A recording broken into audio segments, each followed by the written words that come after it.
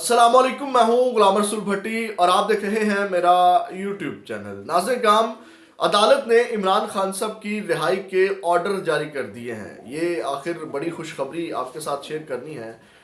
दूसरी जानिब इमरान खान साहब की रिहाई के एक जानिब तो ऑर्डर जारी कर दिए गए हैं, लेकिन जो इस वक्त बड़ों का प्लान है या जो रुकावट है इमरान खान साहब की रिहाई में, ये भी मैंने आपके सामने एक बहुत बड़ी खबर ब्रेक करनी है कि बड़े इमरान खान साहब की रिहाई के हवाले से क्या सोच रखते हैं और क्या रुकावट है। और दूसरी जानिब नाज़रीन काम, ख्वाजा आसिफ वाला जो प्रोग्राम है वो तो बढ़ गया है। अब ख्वाजा आसिफ जो सीनियर लीगी रहनुमा है, उनका प्रोग्राम किस तरह बढ़ गया है ये भी मैंने आपके सामने रखना है। और दो बड़ी अहम शख्सियत तहरीक इंसाफ में वापस आ चुकी हैं, ये भी मैंने आपको बताना है। और दूसरा नाज़रीन काम, बल्ले के निशान के हवाले से आज वापसी के हवाले से पेशावर हाई कोर्ट के अंदर केस चल रहा है, उस हवाले से भी आपको अपडेट करना है। सबसे पहले नाज़रीन काम, आपको मैं आगाह कर दूं कि आपको पता है कि जिस तरह कल काजी फायज ईसा साहब का, सॉरी उससे पहले भी एक अहम दरख्वास्त आपसे करना जो है वो बहुत ज़रूरी है, जो हमेशा की तरह मैं करता हूं कि चैनल को सब्सक्राइब ज़रूर कर लीजिएगा, बेल के आइकन को प्रेस कर लीजिएगा ताकि हर वीडियो का नोटिफिकेशन आपको मिल सके। वीडियो को लाइक ज़रूर कर दीजिएगा।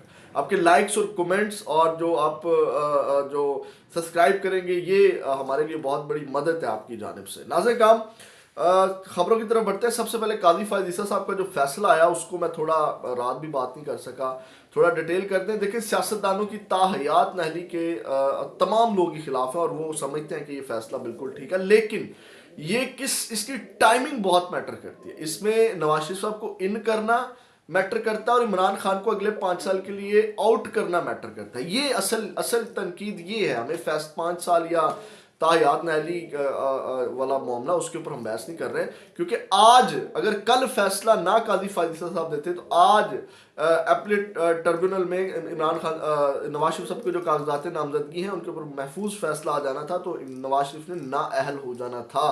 अगर कल ये फैसला ना था तो ये टाइमिंग बहुत मैटर करती है। इसके ऊपर एतराज़ात है कि जो नवाज शरीफ साहब को इन किया जा रहा है। तो ये एक अहम खबर भी आपके सामने रखनी थी कि ये वो सारा मामला जिसके सबब काजी साहब के ऊपर तनकीद की जा रही है कि किस तरह नवाज शरीफ साहब को रिलीफ दिया गया, लेकिन वो कैसा रिलीफ दिया गया जब आवाम ही उसको एक्सेप्ट नहीं करती। मैं तो आज भी नवाज शरीफ साहब को नाअहल समझता हूँ, क्योंकि आवाम ही नहीं एक्सेप्ट कर रही ना।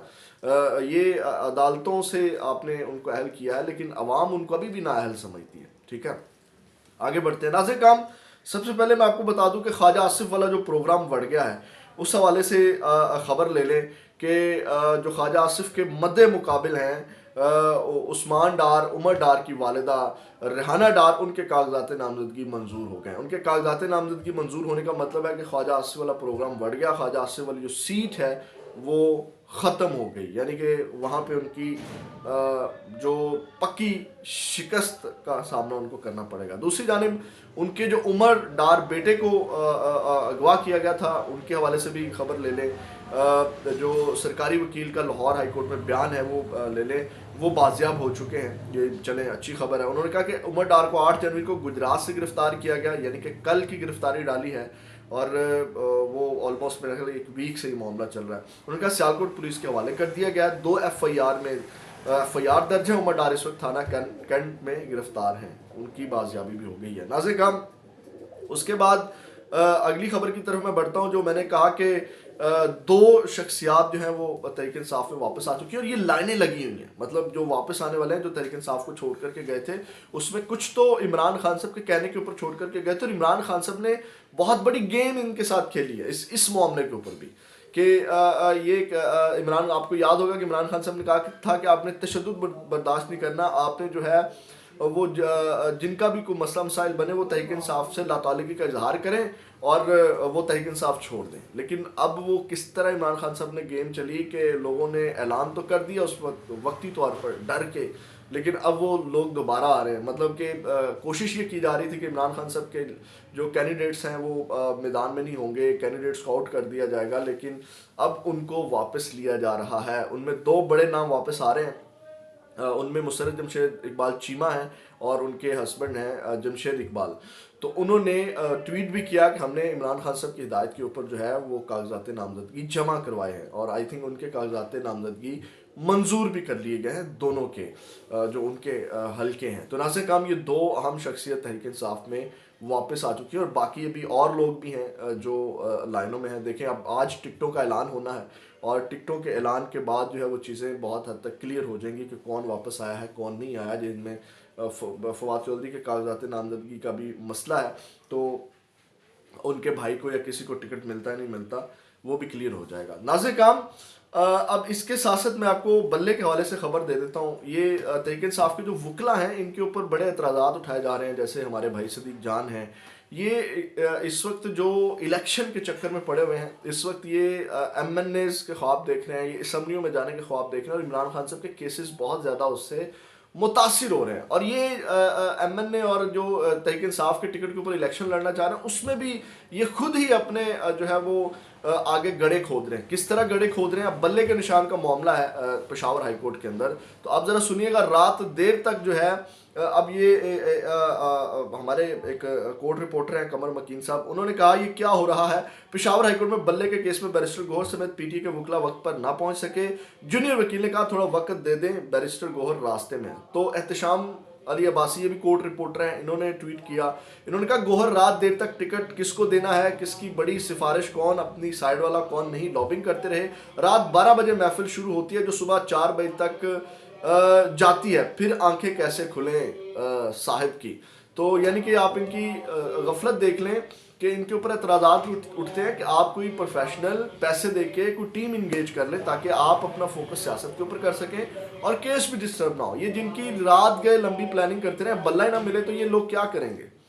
نو ڈاؤٹ کہ بلے کی جو آپشن ہے وہ اتنا زیادہ میٹر نہیں کرتی، مطلب بلے کا نشان نہ بھی ہوا تو ووٹ پی ٹی آئی کا ہے، تحریک انصاف کا ہی ہے، لیکن آپ یہ ان کی غفلت چیک کریں۔ لیکن پھر بھی میں آپ کو یہ بتا دوں کہ بلے کے نشان کے حوالے سے پشاور ہائی کورٹ سے آج فیصلہ ضرور آئے گا، فیصلہ آئے گا، اور بلے کا نشان واپس مل جائے گا۔ نہیں ملا تو یہ سپریم کورٹ کے اندر کیس جائے گا کل، اور کل کے اندر جو ہے یہ بڑا اہم فیصلہ جو ہے وہ نازِ کام ہو جائے گا۔ تو بلے کے نشان کے حوالے سے جو سماعت ہے بلے کے حوالے سے وہ ابھی چل رہی ہے، اور اس کے اندر وقفہ آیا ہوا ہے۔ اب آتے ہیں ناظرین کرام عمران خان صاحب کی رہائی اور سب سے بڑی رکاوٹ، جو بڑی اہم خبر میں نے آپ کو دینی ہے۔ ناظرین کرام سائفر کیس کے اندر آپ کو پتا ہے کہ سپریم کورٹ نے ان کی ضمانت منظور کر لی تھی۔ ان کی کل روپکار، یعنی کہ جو آرڈر ہوتے ہیں روپکار کے بعد بندے کو رہا کر دیا جاتا ہے، تو سائفر کیس کے اندر ان کی روپکار جو ہے وہ جاری ہوگی، جو کہ سپرنٹینڈنٹ جیل نے جو ہے وہ ان کو پہنچا دی گئی۔ تو اس کیس کے اندر جو ہے عمران خان صاحب رہا ہو چکے ہیں۔ اب 2 کیسز ہیں جن میں کہا بھی جا رہا ہے کہ 15-20 دن کے اندر اندر عمران خان صاحب باہر آئیں گے، اور وہ ایک نیب والا کیس ہے اور ایک ہے القادر ٹرسٹ 190 ملین پاؤنڈ والا کیس، توشہ خانہ کیس، اور یہ 190 ملین پاؤنڈ والے 2 کیس، ان میں ضمانت بہت جلد ان کو مل سکتی ہے عمران خان صاحب کو۔ اب رکاوٹ کیا ہے یہ آپ نے ذرا سننی ہے۔ میں آپ کے سامنے جس طرح آپ کو پتا ہے کہ یاد ہے کہ جس طرح سنم جاوید یا باقی لوگوں کو ضمانتیں ہوتی ہیں جن کو نہیں چھوڑنا ان کو بار بار گرفتار کیا جاتا ہے۔ اب ناظرین کرام جو عمران خان صاحب کے حوالے سے 2 بڑوں کا ذہن ہے وہ میں آپ کے سامنے رکھنے جا رہا ہوں۔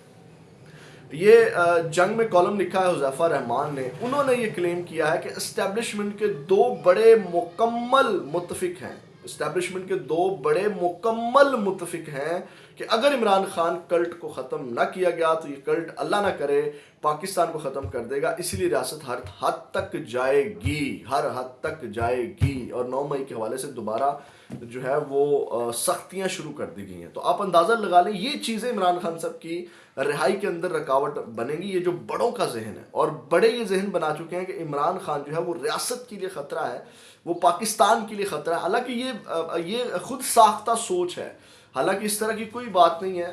عمران خان صاحب کے آپ کو پتا ہے کہ جو 25-26 سالہ جدوجہد ہے یا فوج کے حوالے سے، اداروں کے حوالے سے، ان کے بیانات بڑے کلیئر ہیں، اور ڈیفینیٹلی کرپٹ لوگوں کے وہ خلاف ہیں۔ تو یہ والی رکاوٹ ہے، یہ سوچ عمران خان صاحب کی رہائی میں رکاوٹ ہے، اور یہی اسی سوچ کی وجہ سے عمران خان کو اندر ڈالا ہوا ہے۔ عمران خان کی پارٹی توڑی گئی ہے، عمران خان کی پارٹی کو سٹرونگ نہیں ہونے دیا جا رہا، اسی سوچ کی وجہ سے بلے کا نشان جو ہے وہ چھینا گیا، اور مسئلہ تو کوئی نہیں ہے، مطلب کہ وہ جو انٹرا پارٹی الیکشن ہے وہ باقی جماعتوں کے تو نہیں مانگے گئے، پھر کہتے ہیں کہ آپ کمپیئر کرتے ہیں، پھر ہمیں بات کرنا پڑتی ہے۔